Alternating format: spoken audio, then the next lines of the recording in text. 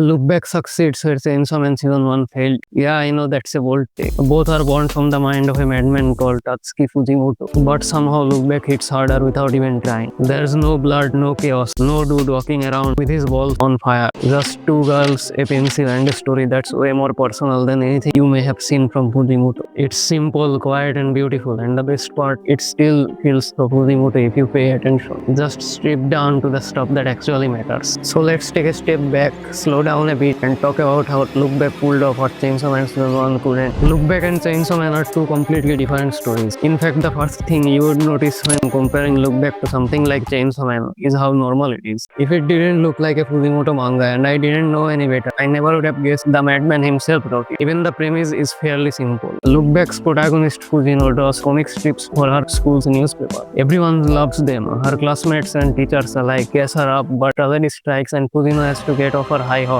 Once a hikikomori student called Kiyomoto starts drawing some strips at the same newspaper. Fujino's drawings look like a kid's drawing compared to them, and everyone starts guessing up Kiyomoto. Fujino's jealousy leads her to shut out everything for one whole year, just trying to improve at drawing manga. But she fails to reach her, so Fujino quits drawing. Life is peaceful for 1 year until she has a chance encounter with Kiyomoto after graduation because the plot needed to happen. And the plot does happen after Fujino's whole world is shaken by something she never would have guessed in her wildest dream.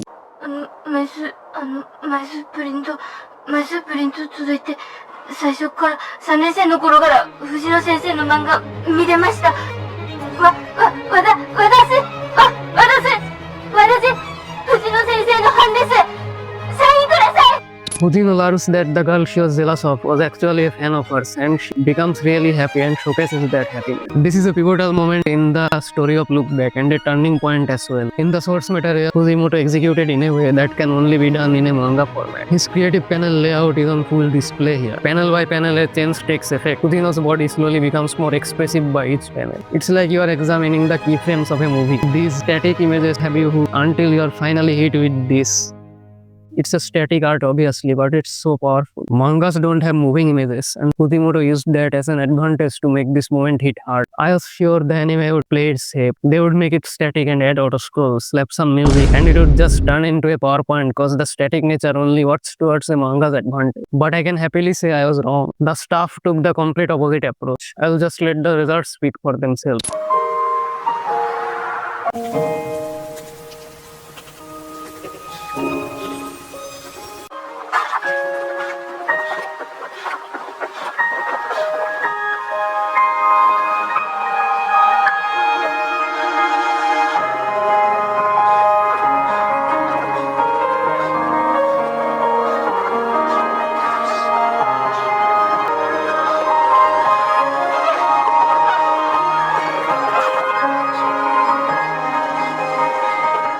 They kept everything moving, and it's not exactly like how Fujimoto did it, but the anime's way of depicting Fujino's happiness is just as powerful, if not even better. Sure, I was impressed by this anime from the start, but man, the way they adapted this part of the manga, it was at this point I knew I was watching something truly special in a way the manga wasn't. Fujino's meeting with Kiyomoto reignites her love for drawing manga. They team up to make manga together. They become friends. Look Back is an anime about making manga, but not like some other animes you might have watched. You won't get to learn about all the intricate details of creating manga. Look Back is more about the impact art has on individuals, and it's more about Fujino and Kiyomoto's friendship with a little bit of rivalry sprinkled in when it matters. This story is driven by these two characters. They hang out and they do talented shit at the age I spent watching cartoons. Most of this anime is filled with scenes like this. The movie focuses on the quieter moments. There isn't an ultimate end goal the story set out. No finding the gun devil, no revenge for the sister's death. Look Back is a slice of life as it gets. There are narrative turning points and story beats, but they are all grounded until the shit show happens in the end, but I'll get to that. This story feels like it could happen to any kid within the right circumstances. You are immersed in this anime for most of the runtime. Fujino and Kiyomoto bring out the best in each other. Kiyomoto finally gets to feel the connection she never felt, and Fujino gets to be appreciated by someone she considered herself inferior. It's all done so well, and you remember these scenes because they come back to haunt you later in the movie. The praise I gave to Look Back's anime up till now also apply to the manga, but as a manga reader I have to give some exclusive massive praise to the anime. Look Back's anime is a perfect adaptation, and in some cases, the animators went overboard to make it as good as it is. This movie captures Fujimoto's art perfectly and then some. Chainsaw Man Season 1 couldn't do it completely, but I'm getting ahead of myself. The animation is 58 minutes of pure eye candy, with insane attention to detail. The characters are expressive and feel real, both in terms of storytelling and in terms of movement. Sometimes that may include the NPCs that have no stake in the plot. Why the hell did this random dude move so good? I repeat, the animators didn't need to go this hard, but I am thankful they did. Heck, there are plenty of moving backgrounds. As far as I can tell, these aren't even 2D. Also, something Chainsaw Man Season 1 falls behind that compared to Look Back. Some of the CGI in Season 1 is off-putting to say the least, and I know that comparing a movie to a season of anime isn't fair, but it is what it is. Look Back's animation is simply on that level. Heck, they even adapted 2 of the manga inside the manga. You know, the ones Fujino do as a kid. These are 2 full-fledged sequences made with a distinct style. They aren't some generic PowerPoint. You don't really get to see every single one of Fujino's strips as a fully animated sequence. It would have messed with the flow and pacing of the story. And speaking of the story, the way they utilized music makes the story even better. Now I could be wrong, but music is only used when there is no audible dialogue. When characters are speaking, your focus is entirely on what they're saying. And when you end up hearing some music in a scene, it elevates the scene. So it feels special. Look Back is special. Look Back has no flaws. Actually, Look Back does have flaws. It may be a perfect adaptation, but it's not perfect per se. The third act has some huge problems. Something really drastic happens in the third act. You don't expect it. It comes out of nowhere in a bad way. And don't you worry, because I will try my best to use misleading wording to not spoil anything. Kiyomoto basically decides to get better at art and forge her own path. She decides to go to art school despite her social anxiety, and Fujino/Kiyomoto go their separate ways in an awesome soul-touching scene. So some other stuff happens, and Fujino learns about a rap battle Kiyomoto gets into that ends her whole career. This is where I have my problems with Look Back as a story. The third act of this anime feels off in a bad way. It seems far-fetched, the execution is severely flawed, and a misfire, to be honest. Fujimoto really didn't need to put a self-inside character in here, and he could have just made it arson, like the KyoAni arson he is referencing or paying homage to, or whatever you are supposed to call it. I never could get behind this shining bullshit. Did we really need to see the final battle between Kiyomoto's social retardation and someone else's social retardation in full glory? The best way to go about this would have been to off-screen Kiyomoto's whole rap battle in this story. This shit happens off-screen in real life. Think about it. When stuff like this happens, we aren't always there to see. Fujino learns about Kiyomoto's loss through the news. She never saw anything go down, and if we didn't see anything either, this would work. It would put us in Fujino's shoes and make the whole third act better. It broke my immersion, but that isn't where the problems end. Things just get worse. Later on, you get a weird-ass alternate timeline